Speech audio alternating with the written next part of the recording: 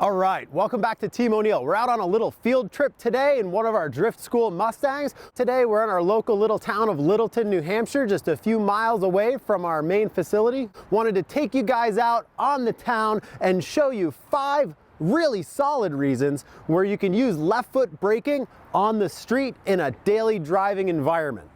So it's cold out here, there's some snowflakes coming down. Let's hop in the car, go for a ride, and see what we can do. You know, any conversation about left foot braking is really just a conversation about economy of motion.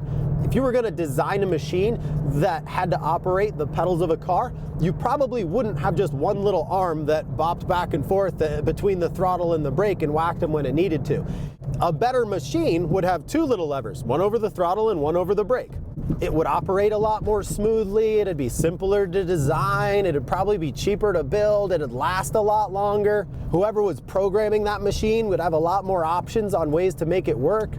We can all probably just agree that it would be a better machine, and you as a driver are that machine. So real quick, let's go through the 5 main reasons we're talking about here, and then we'll go through each of them in more detail for those of you who want to stick around and get that info. The first reason for left foot braking is that when you've got 1 foot over the throttle and 1 foot over the brake, in a bad situation, you're always going to hit the right pedal. It sounds a little silly, we'll talk more about it later.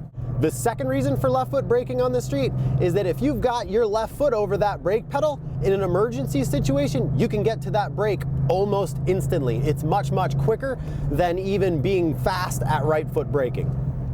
The third reason for left foot braking on the street is that same response time, but onto the throttle.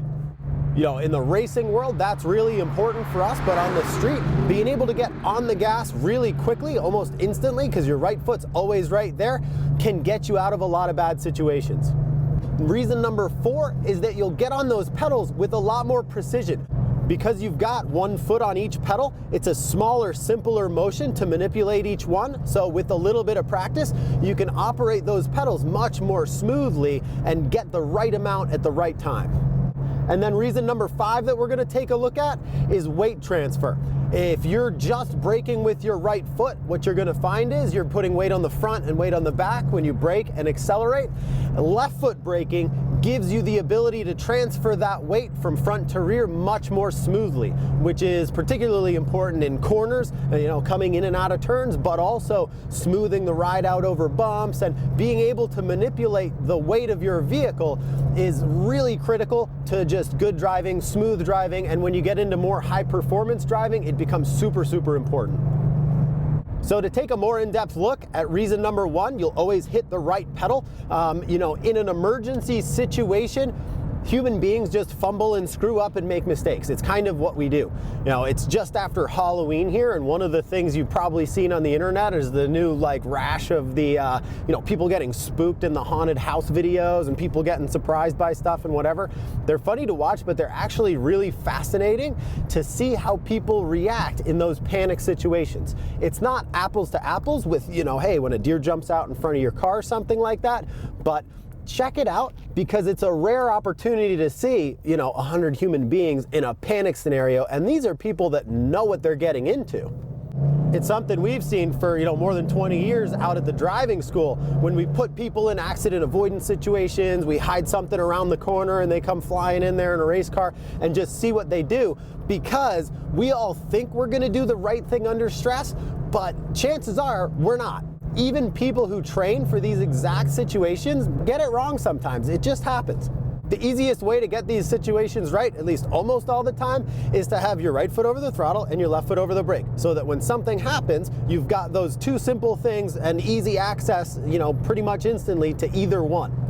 Even if you're wearing, you know, the wrong shoes, or your feet are slippery, or you're driving a different car or something like that, your left foot's over the brake, your right foot's over the throttle, you're gonna hit the right one in an emergency situation when you need to.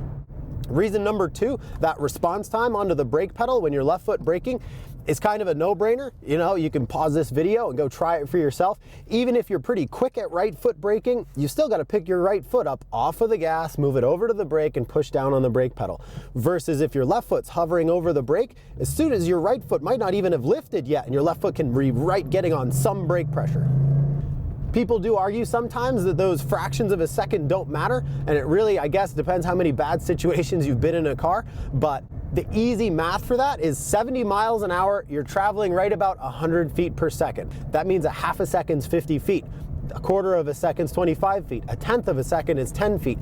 If you can get to that brake pedal, pretty much instantly, you're cutting down significantly on your stopping distances. Is that the difference between, running into an animal or a child in the road or something like that? Absolutely, it could be. Reason number 3, that faster response time onto the throttle. Probably not something your driver's ed teacher is going to advocate, but in the real world, we're driving out here in traffic, there's animals, there's other vehicles, you're in a 360-degree environment and everything's moving around you. When it starts to go wrong, move to safety. Whatever is the best option for your vehicle and its occupants at that point, that's where you need to go. And sometimes, especially in traffic, that means going for a window before it closes. And if you need to accelerate to get there, then that's what you got to do. It's just that simple economy of motion of having one foot over each pedal so you can get to them really, really quickly. Reason number 4, for the sake of this video at least, is that not only are you getting to the pedals faster, but you're getting to those pedals with more precision. When you've got one foot over each pedal, when you do need some throttle or some brake, you can do it more quickly, but also because your heel's on the floor and it's a simpler, smaller motion to just get on the gas a little bit, you'll do it with a lot more precision. So especially if it's slippery out or you don't want to give it too much throttle or you're just letting the clutch out, you'll be able to move your feet more accurately. That's another one you can try on your own. Try to get from, halfway on the throttle to halfway on the brake to halfway on the throttle to halfway on the brake with just your right foot, and then try it with both feet. And what you'll see is at first, sure, it's going to be a little jerky and messed up, but even after a couple of minutes or, fooling around in a parking lot or an empty stretch of road, you'll be a lot quicker, but also a lot smoother and more accurate with your pedal inputs when you're using both feet. And then the 5th reason how left foot braking can help you in a street car is weight transfer. We've established you'll always hit the right pedals, you'll hit them quicker, more smoothly, and what that really equates to is not just, better acceleration and deceleration, but those pedals are controlling the weight transfer of your vehicle. Accelerating puts weight on the rear, braking puts weight on the front, weight on the back, weight on the front. And being able to use that coming in and out of corners and driving over bumpy roads and just getting familiar with that weight transfer, it's a really huge advantage.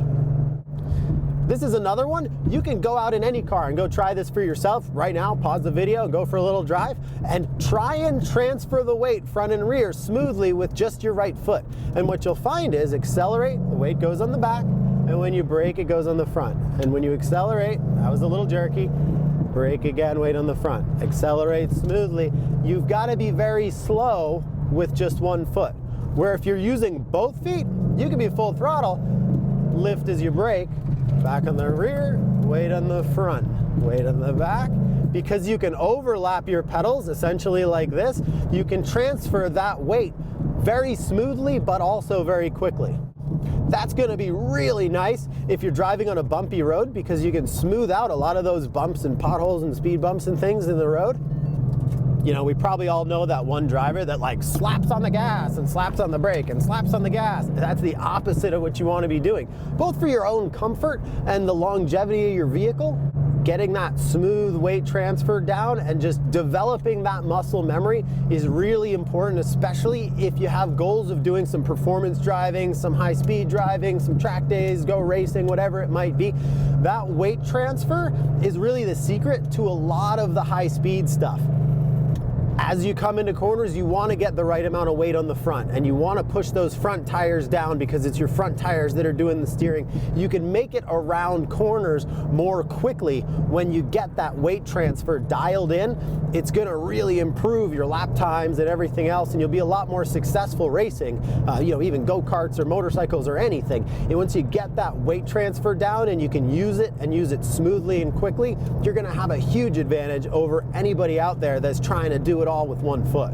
Do you need to left foot brake constantly? If you're driving cross country, you're going to hover your left foot over the brake the whole time? Probably not. Just like you don't need to drive with both hands on the wheel right at 9 and 3 every single place you go. It's up to you as a driver to be a little conscious of that and just know when it's okay to relax a little bit. You can have your left foot over on the dead pedal. You can drive with one hand on the wheel sometimes, sure, when you're going slow and you know you're in a really safe environment. But anytime you're going a little quick, your visibility's a little low, it's twilight, there's animals around, you don't have good lights, any reason you might want that next level of kind of alert status, that's where both hands are on the wheel, your left foot's over the brake, your eyes are way up down the road, you're conscious of your mirrors, and you're just on that next level of awareness and readiness. So hopefully that's a good introduction. If you haven't tried left foot braking, just give it a shot. You've got nothing to lose.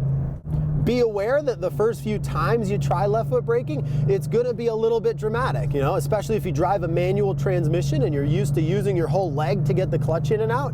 When you move that foot over to the brake, put your heel down, use your ankle, pivot, be nice and smooth, and try and feel your brake pedal with the ball of your foot up by your toes a little bit more, just like you do with the gas. When you're new to left foot braking, just assimilate the same motion your right foot's done on your gas pedal your whole life, and just try and do the same exact thing with your left foot. It's really easy to go out and practice this stuff. Just brake nice and smooth and release, and brake nice and smooth and release. Just do it a couple times now and then. It's really not that hard, and it doesn't take that long to get used to it. All right, so thank you so much as always for watching. In the comment section, we want to hear your left foot braking stories, your victories, your defeats. If you've got any questions about getting into this stuff. If you're interested in doing some high performance driving yourself, check out teamoneil.com. We've got courses all throughout the year up here in New Hampshire. You'll also find our video page with all of our content in a really easy to view format, as well as, of course, the merchandise page. Pick yourself up a hat, a t-shirt, something like that. You deserve it. Other than that, thanks so much for watching. Be safe out there, have fun, and we'll catch you next time.